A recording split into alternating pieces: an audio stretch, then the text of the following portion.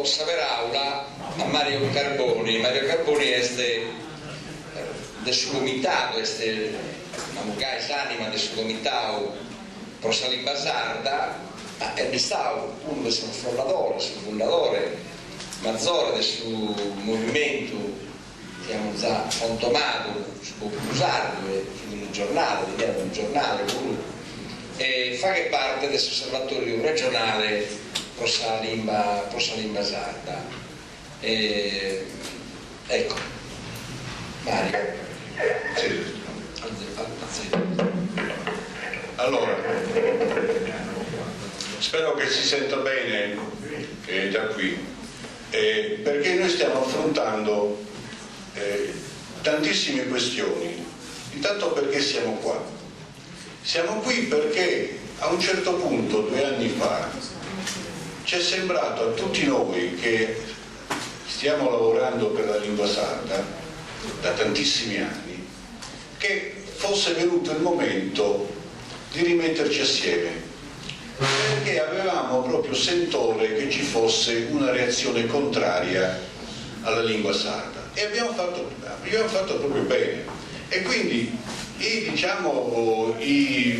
componenti del subcomitato pro sa lingua sarda del 1976-78 si è riunito e ha detto: ripigliamo le armi, e abbiamo ricostituito il subcomitato pro sa lingua sarda, iniziando tutta una serie di attività.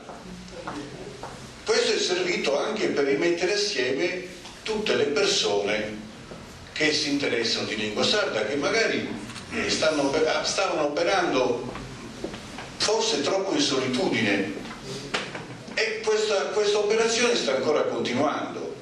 Stiamo ancora lavorando per unificare, perché durante tutti questi anni non solo si è lavorato in solitudine, ma anche molto bene, devo dire, però si sono anche create delle separazioni, delle difficoltà,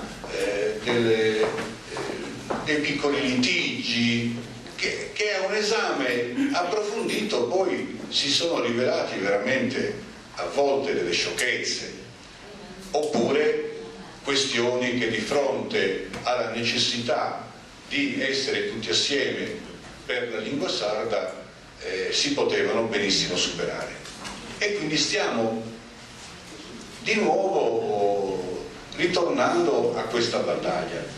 Però naturalmente voi avete visto nel manifesto di questa manifestazione che c'è scritto 50 anni di politica linguistica.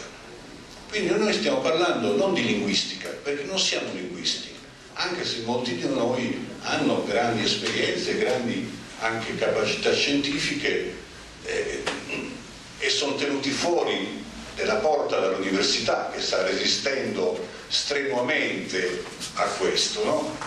Però noi non siamo linguisti, non operiamo sulla linguistica, operiamo sulla politica linguistica, che è tutto un altro discorso, e questo va diciamo illustrato continuamente e capito bene, perché allora noi spieghiamo qual è il motivo per il quale noi lottiamo per la lingua sarda. E questo è molto importante.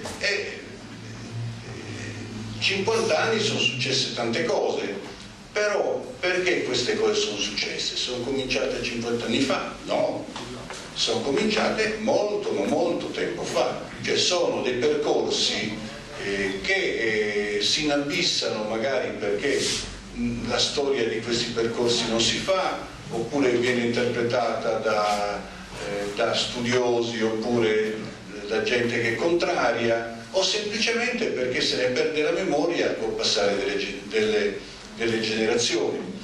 Io, facendo una ricerca, ho trovato una questione. Voi sapete che adesso è molto di moda l'indipendentismo, no? Ci sono anche i nuovi indipendentisti che sembra che l'abbiano inventato loro.